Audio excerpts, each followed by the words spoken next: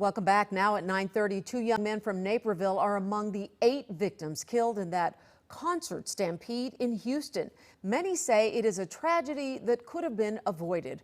We are joined by Tom Dabertin, a certified management consultant and the co-founder and chairman of Pierogi Fest, which is a huge fest that lasts for a few days with more than 300,000 people attending. Good morning to you, Tom. Thanks for joining me. Good morning.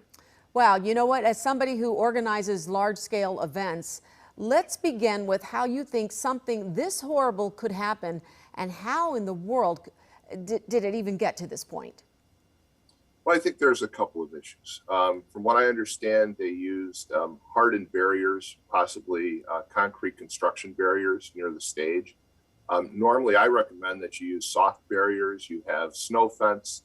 You have some neutral zones that will absorb the push of the crowd in case of an emergency or tragic situation like this. Secondly, they relied on private security. And my belief is that you cannot replace the expertise and knowledge of police and fire. They should have had police and fire personnel up near that stage who could have read the crowd. It's my understanding that there were people vomiting. That's clearly a sign of people being compressed and crushed. And instead of private security, who's more focused on the protection of the performers, I think you want to have police and fire personnel who can read the crowd and who understand what's going on in the case of an emergency. This is now being called one of the deadliest concerts in U.S. history. And some of the interviews with some of the young people that were there over the weekend, they said they felt like there wasn't enough security there, which is something we seem to be hearing a lot now at a time when people are starting to cut back in different areas. Security should absolutely not be one of them. Who is to blame here for this? Well, obviously the organizers are to blame. And again, take for example, Pierogi Fest. We have hundreds of police officers and fire personnel on site, and we're using professionals. And again, part of my criticism is the fact that they use private security, and those private security officers are not trained in crowd control. Clearly, it seems to me that the performers share some blame from what I understand. Travis Scott, of course, has some experience in Chicago. He was banned at Lollapalooza for inviting people to rush the stage. Performers need to read the crowd. I know that they say that they're so busy performing and focusing on what they're saying and what they're doing. I just don't buy that. I think that they have to read the crowd and realize that they have a responsibility to avoid these types of tragedies from occurring. I mean, if he saw that they were rushing the stage, he should have said, hey, folks, let's stop, take a step back, calm down. But there's also one more step that I think is overlooked, and that is every person that attends these kinds of events. And I understand a lot of the folks that were there were in their 20s. My own son and daughter are in their 20s, but I always insist that they take a few minutes to just become familiar with the area around them. We have a Bears game. You mentioned that just a few minutes ago. We have a Bears game tonight. There are a lot of people that are going to attend the Bears game, and they know how they got into the stadium, but they don't know how they get out in case of an emergency. Take a moment and look at your surroundings and be familiar with it. So if there is an emergency, you can make that exit. And whatever you do, don't panic. It's very hard to say that in an event like this, to not panic. But panic, unfortunately, is also contagious.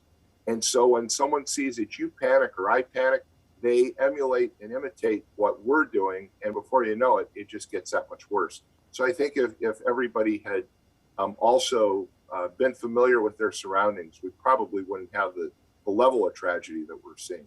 You know, there are reports that people who were at the concert, they have shown video of a couple of people actually going on stage and urging one of the performers, people are dying down there. Yet the concert continued, and from what I'm hearing, the concert continued. I believe that the full set was played. At what point, put yourself in a situation where you've got these large crowds screaming, there's a lot going on, and a lot of people are oblivious to what's going on because they're into the concert. How in the world can you stop from that moment and have someone on stage come over and say, people are dying down there? what is the responsibility? At what point does this shut down? Well, there should have been, again, there should have been a police or fire professional on stage. And when they saw what was going on, they should have had the ability to interrupt the concert. So, of course, the concert itself is relying on the sound system, and they should have been able to literally have the sound tech stop the concert. And that should have been the first step that happened. It didn't. There was more concern about making sure that the performance continued than the crowd. But again, if you've got people that are professionals, that are reading the crowd, that are seeing the problems, there should be a detailed plan to make sure that you can address these kinds of emergencies.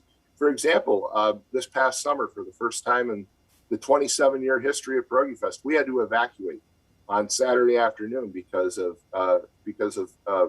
bad weather. That plan was in place for all 27 years. We've only had to use it once, but it was there. It was ready. We shut down performances.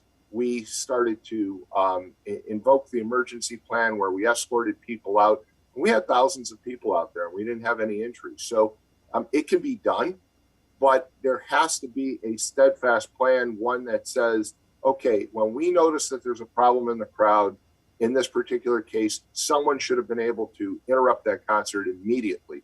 It shouldn't be up to the performer, but the performer should have had common sense to realize something was wrong. Well, it is a devastating, horribly sad story. Tom Dabertin, a certified management consultant, I want to thank you for joining us. And the most important thing I think we can take away from this conversation with you this morning is that to teach our young people and ourselves, whenever we go to a place where there are large crowds that is, to make sure that we have an escape route in case of an emergency. So thank you for that tip, and we appreciate you joining us this morning. Thank you. We'll be right back.